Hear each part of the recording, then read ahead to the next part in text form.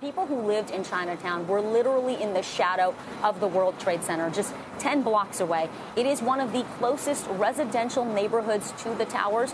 But after the collapse, thousands in Chinatown struggled to recover, and many historic businesses closed.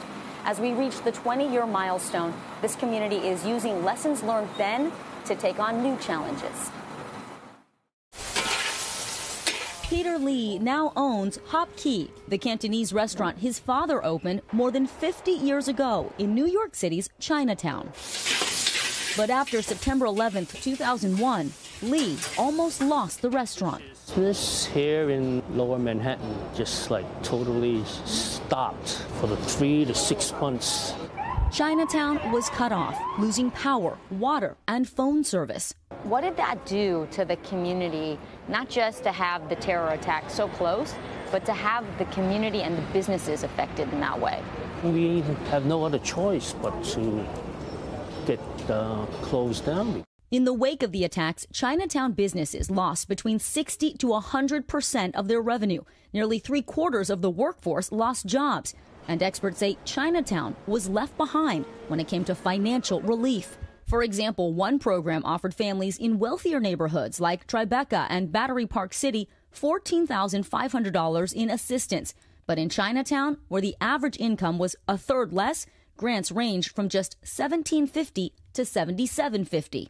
I think a lot of why Chinatown got ignored is that Asian American community is often unseen. We don't often demand things that we need. Joanne Yu runs the Asian American Federation. She says the scars of 9/11 in Chinatown run deeper than just an economic toll. While at least a dozen studies have looked at 9/11's mental health impacts on first responders and New York City as a whole, few have looked at the more than 100,000 residents of Chinatown. Chinatown residents saw, the horrific attacks.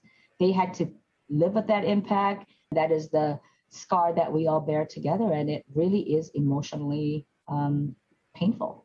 That wound reopened 20 years later when COVID caused visitors to shun Chinatown, forcing 54% of the neighborhood's restaurants to close last summer, compared to less than 40% citywide.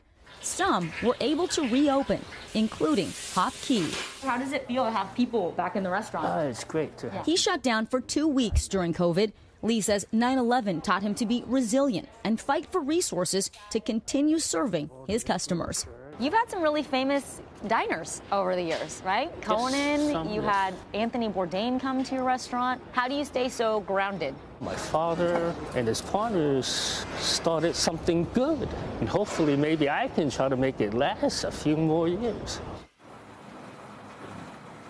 And that video of Chinatown on 9/11 is rarely seen footage. In reporting this story, it was challenging to find video and images of this community during that time. So really just a stark example of how this neighborhood was overlooked.